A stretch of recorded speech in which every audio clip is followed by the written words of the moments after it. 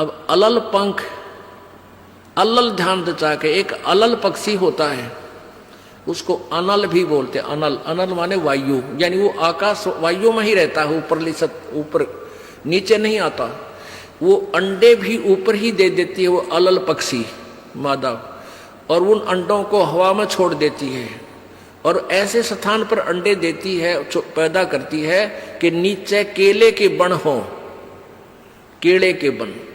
तो केले कैसे फंसे रहा कर, केले के बना बनो आपस में बहुत लंबे लंबे बढ़ जाते हैं। तो वहाँ आकाश से वो अलल पक्षी बहुत लंबा चौड़ा होता है, वो कम से कम भी सैकड़ों फुट लंबा और 50 फुट की चौड़ाई होती है। इतने बड़े बड़े पर होते हैं उसके, बहुत जबरदस्त लोहे के तौ की तरह, और पंजे होते हैं जैसे नो चिमटिया की तरह, खुर जैसे बहुत जबरदस्त नाकुल्ले, बहुत मजबूत, और 4 पैर होते हैं उसके, पक्षी होता। तो वहां से अंडे छोड़ देती है भगवान हवाला है। अंडे नीचे आते हैं हवा की घर्षण से, वो परवरिश को यानी वो पक जाते हैं, और केले के अच्छे भारा भारा अंडे होते हैं, वो 2-2 दड़ी के, और ऊपर तो 1-1 दड़ी के, 5-5 किलो के, और ऊपर तो आते ही वो केलों के पत्तों पर आकर गिरते हैं। उन केलों को तोड़ते हुए सपीटते नीचे आते हैं। तो केलों पर गिरने से, उन केले पर गिरने से, उन पेड़ों पर, तो उसकी स्पीड कम हो जाती है, और तो केले को तोड़ता हुआ वो आसानी से आकर नीचे पड़ता है और पड़ के फूट जाता है, उसमें से बच्चा निकल जाता है।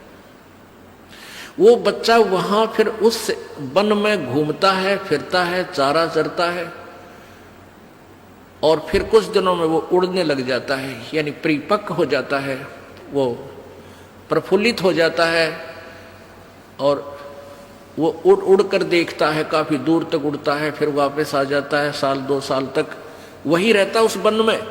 उन पक्षियों के साथ भी घूमता है, अपने मित्रों के साथ जो दूसरे पक्षी होते हैं, अन्य जीव जंतुओं के साथ भी घूमता है, लेकिन उनमें उसकी मित्रता नहीं रहती है, क्योंकि उसको पता होता है कि मेरे माता पिता ऊपर हैं, यहां नहीं है।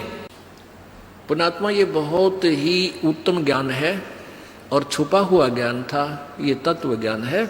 इसको समझाने के लिए बहुत से उदाहरण आपके समक्ष पेश करने पड़ते हैं, ताकि आत्मा अपने परमात्मा की तरफ आकर्षित हो जाए। आपने कैसे रहना इस संसार में, ये अलल पंखी के, अलल पक्षी के बच्चों की तरह। अब वो यहाँ आए, यहाँ आसपास उस वन में पक्षी पशुओं के साथ रह रहे हैं, लेकिन उन एक पल भी वहां जाने को नहीं बोलते कि एक बार हम उड़न जोगे हो जावा, उसी दिन भाग जावांगे यहाँ से, हम जवान हो जावें तो उसी समय चल पड़ेंगे। तो जब वो युवा हो जाते हैं और खूब उड़ने योग्य हो जाते हैं, तो चलते समय कहते हैं 5 हाथियों को वो पक्षी, अलल पक्षी ऐसे लटका, क्योंकि उन केलों के वन में हाथी के भी झुंड के झुंड होते हैं, वहां होते थे पहले समय में, तब बने ना रहे, तो वहां झुंड के झुंड हाथी होते हैं, नो एक दूसरे के सट के चाला करें, सैकड़ों की संख्या में, कई झुंड। तो वो अलल पक्षी उनके ऊपर झपट्टा मारता है, और उसके इतने तेज वो होते हैं 1.5 फुट के पंजे, और उनको ऐसे फंसा लेता है चारों हाथियों के, 4 हाथियों में, 5 और 5वें ने नोक मुंह के साथ। कहते 5 हाथियों को उठाकर वो अलल पक्षी आकाश में चला जाता है अपने माता पिता के पास, और फिर उनका आहार लेकर जाता है, वो आहार उससे उनसे करते हैं। तो अब आप यहाँ आए हो, अलल पक्षी की तरह ध्यान रहे। एक पल भी वो पक्षी का बच्चा अपने माता पिता को नहीं बोलता कि मैं यहाँ का नहीं हूँ, मेरे तो ऊपर है माता पिता, और जब मैं यहाँ से जब जाने जोगा हो जाऊंगा 1 मिनट में चल पड़ूंगा। तो आप उस अलल पक्षी के बच्चे की तरह यहाँ अब तैयार हो, अच्छी खुराक खाओ राम नाम की, और मजबूत हो जाओ, और चलते समय इस राम नाम की कमाई लेकर ऊपर चलेंगे।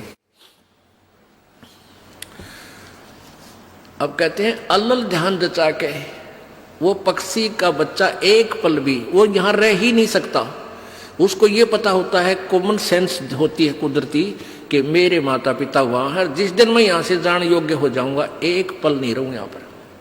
तो ऐसे आपने ये हर दम उस सतलोक में जाने का अलल पक्षी की तरह यू ध्यान लगा के वो जचा के रखनी है, इसको भूल नहीं पड़ने देना।